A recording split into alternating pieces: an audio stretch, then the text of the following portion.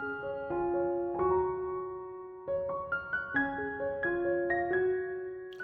Stampers, my name is Linda Bedinger and I'm an independent Stampin' Up! Demonstrator in Denver, Colorado. I'm so glad you could join me today. I have my 2020 white on white Christmas card for you today, and I'm tickled with the way it came out. Let's just get started. Here is my card. So this is the exterior of the card. This is the interior, and the only thing I'm going to change is that I will do Merry Christmas in silver embossing powder on the inside. Isn't that just gorgeous? I'm so tickled with the way this came out. So let me show you what you need to make this card. So I have my thick whisper white base that is 8.5 by 5.5 scored and folded at 4 1/4. And then I have two panels, 4 by 5 1/4, one for the exterior or front of the card and one for the inside of the card. And then I have a lot of scrap white to cut out all of the various pieces to this card. And what I have used is my leaf die from the Wreath Builder Leaves, or Wreath Builder die set, and I used this one, and I did use a few of these. I did cut one complete circle of this only so that I could get the pieces that I needed to go in my card. The next thing I used was from the Magnolia Memory dies. I loved the shape and the kind of leaves that are in here with this open weave. So those leaves look like this. There's a large one and there is a smaller one. Let me bring those up so you can see them. And I think that those, I like the lacy look of this since everything is kind of open. So I've used those dies from here, these leaves. And then I used this Layered Blossoms die set. And I cut one complete die set of each of these. Plus, I also used the little flower dies that go with this one, and that is these dies. So a larger flower and then the outline, larger flower and then the outline. Okay, so what I have then cut is a complete set of these two dies here that nest on top of one another, and I'll show you what I did with these in order to get what I wanted out of this. Then the other die that I used also from the Wreath Builder was this beautiful little flower, and that flower cuts out this flower, and I added some dimension to these two flowers, and then I layered them one on top of the other so that they would have some dimension. So the large flowers in my card are some that are cut from this assembly here, and what I have done is I put those together. Let me see if I can show you what's kind of left of it. Well, we'll just do it and then you can see exactly what I did. Now, for the background of this front of the card, I didn't want it completely plain. So I did run it through the snowflake embossing folder. And that one is Winter Snow, which is this embossing folder. And let's see, you can probably see that better if I put something dark behind it. It's got that pattern, and then this is the panel it gave me. So I'm building my flowers on this panel on the front of my card. And I think we can just go ahead and adhere this one and this panel to the front and the inside of the card to get started. So I'm just going to add my seal to the back of this card and put that in place on the front of my card base with a similar margin all the way around.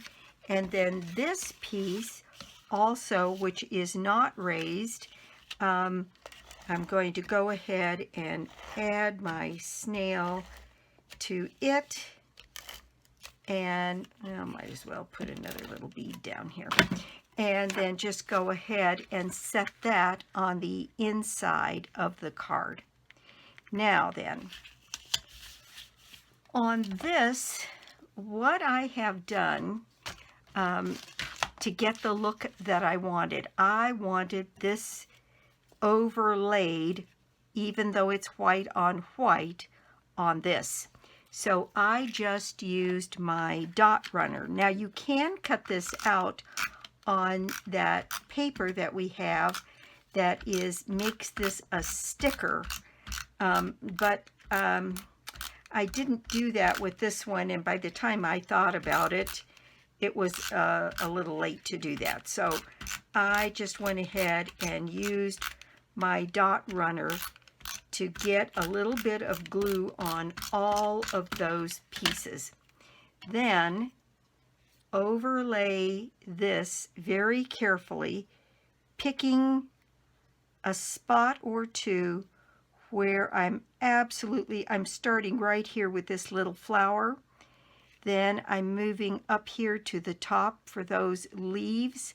Then I'm going to pick a spot over on this side to get those laid out so that they're directly on top. Then fitting this piece on the bottom here and putting that whole thing together like that. And there we have this beautiful flower to use for the front of our card. Now what I did was I cut out this flower here, this flower, and these leaves. And I think you can see that here. There is, in fact, it's laying here just like this. So here is this flower right here. Then these two and those leaves set going kind of cattywampus on the card. Now, to save a little bit of time, I've already cut my flower out, and here it is. And I have just cut along all of those places so that I got this layout right here. And what that leaves you with is pieces of flowers that can be used for another part of the card. So this little flower, for instance, for the inside, I cut, if this is the flower, let's see, from here, using this piece, then I cut this little flower out separately from over here, and that way I'm not wasting much. And in fact, this piece comes from right down here, and I thought I might be able to use that on the inside instead of just pieces. So I'm going to try and use this piece, and then I've used this piece. So the only thing I'm really losing is these two flowers here for my setup. Okay, once again, there's my two pieces layered together, and I'm taking these three leaves, this leaf, these two flowers, and this flower. And what I did to cut that away is I just cut around where that flower was. So I cut that away and then cut that away. Then I came up here and cut around this flower like this, leaving intact the pieces that I wanted for the flowers that I am going to use in this, and giving up these interior flowers here. So you can just cut that whole thing apart and then just trim it up as you go. So without being overly careful, I can just trim that away and then keep this in shape here. Now then, this is what I have left, and all I have to do is just clean up these little edges that are left here to make this flower absolutely pristine. So I would cut around here, cut that away, snip at that, and maybe right here, cut this leaf in a little bit like that. Now, that flower looks absolutely complete once I take the little snips off of the edges here to make it absolutely perfect. Now that flower is just like this one and ready to go on a card. So let's bring in the card base again. And what I did was I put dimensionals all over the back of this to stand it in place. And I'm going to just move along here and put those pieces of dimensional. And I just used the bones along the side of my dimensional sheet here. I used large dimensionals.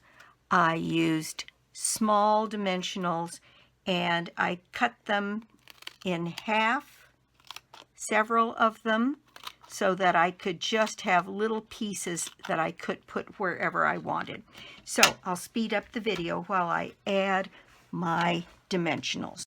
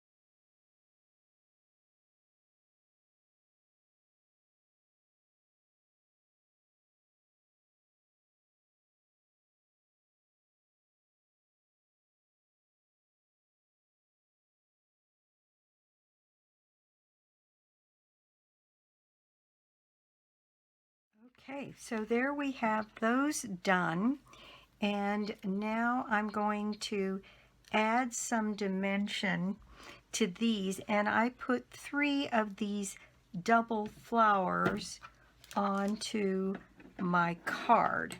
And so I'm just going to fold these flowers just to add a little dimension on their petals.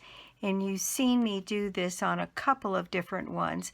Once you add your dimension, if you fold those towards the center, you get a little flower that's got quite a bit of dimension. So I'm going to do that to 2 of these, and then I'll have a few of them done extra so you won't have to watch me do every one of them. So here we go on this, and what I'm going to do is add a glue dot in between the 2 flowers. So I'm going to put a glue dot on the back of this one, and it's perfectly fine because I'm going to add those pearls, and that just adds a little extra sticky. So I'm going to set this flower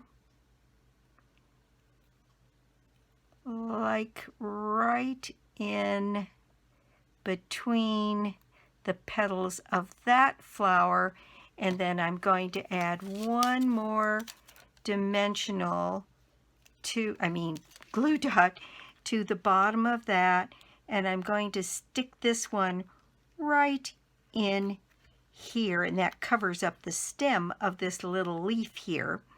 And then I'll bring others that I've done on camera. Okay, so I'm going to place another little flower right up in here. And I may add another little leaf because it's not showing as much as I would like it to right in here. And as I do that, I might just lay this one down flat. And what I do, as you may know if you watch me, is I cut lots more than I think I'm going to need, because I just never know when I would like to do exactly this. Tuck an extra leaf in here to fill that in.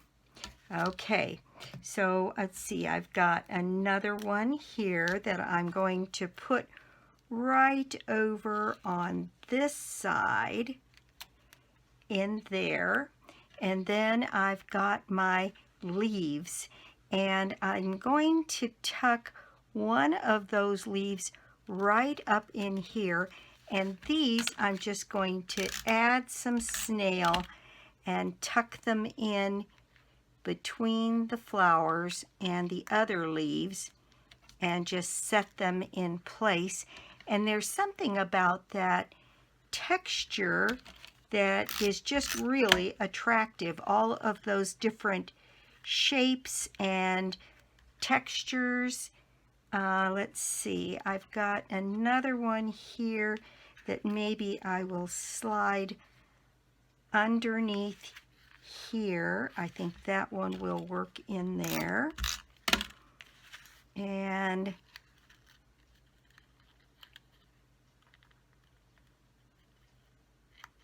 right in there.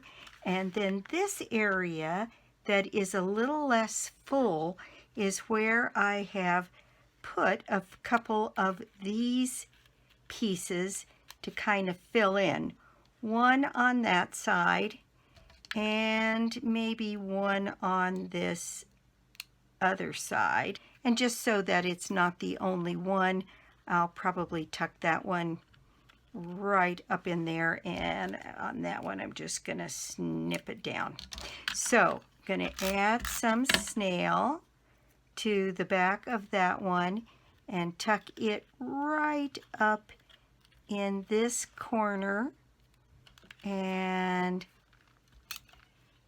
get that to stick down there. And then this one I think is going to fit right in there, and again I don't need all of that stem, so I'm just going to add some dot runner to that one and tuck that one right in here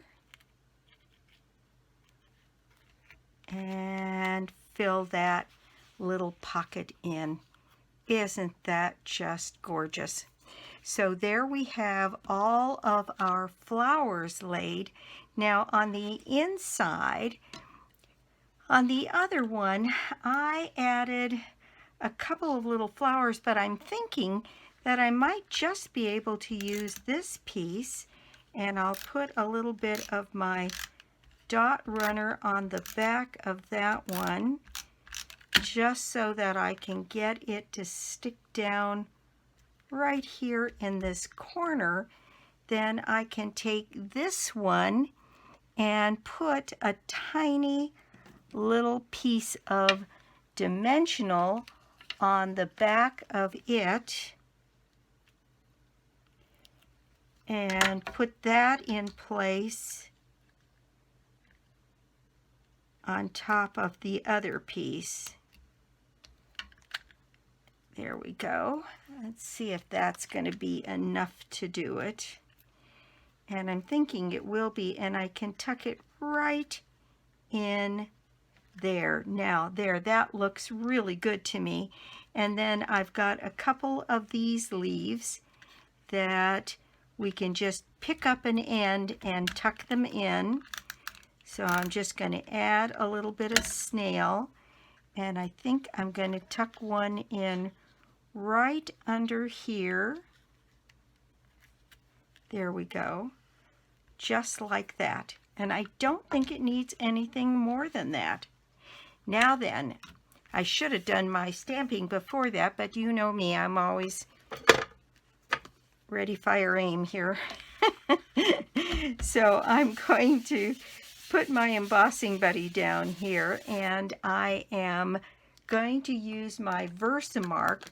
And the Merry Christmas that I've selected to use for this is the one from the poinsettia petals. So I'm going to add my Merry Christmas right up here at the top in Versamark, and then I have my silver powder here ready to go, and I will just get a little bit of silver powder on that sentiment.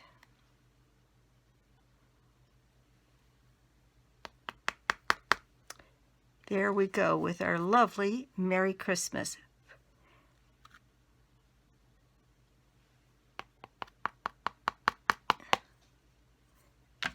And that is about all. I'm going to quiet the video while I heat set that sentiment. There is my Merry Christmas. Now, for the finishing touches, I have pearls, and what I have done is on the inside, I used a large pearl on this flower, and then I placed a large pearl in the base of these flowers with 3 smaller ones right around it to the top. So that's what I'm going to do, is set these in place. There we go. Now I'm going to set a few of these larger pearls around the card and call it complete. And on the inside, I'm just going to add a few pearls in a couple of spots because I didn't put that other flower on the inside. So I can add just a couple of pearls on this inside part and have it be complete. There we go. That is my project for the day. And like I said, this one is definitely fiddly. There's a lot of die cutting, but I think it is well worth it because look what we end up with. I am just thrilled with this year's card. And so there we have our 2 white on white 2020 Christmas cards. And I couldn't be more pleased. Thank you so much for stopping by my YouTube channel today. I do so appreciate it.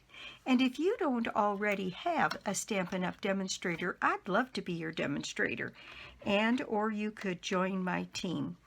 Right now, because the quarter has started, if you join in October, then you get $125 worth of product for $99, and your first quarterly minimum isn't due until the end of March. So you have a nice long time, nice long runway to get started and moving on making your minimum. Nearly 6 months. And if you're at all curious about it, give me a holler and I'd be happy to talk to you about it. So that's it for me. My prize draw for the month of October is a bundle of your choice out of the catalogs. And that's any of our live catalogs. And all it takes to get yourself in my drawing is to place an order of any size on my store, albedinger.stampinup.net, and you can get to it through my blog, www.inkandingenuity.com. So again, thanks for stopping by, and I'll be back soon with more cards, more projects, and more tips. Bye.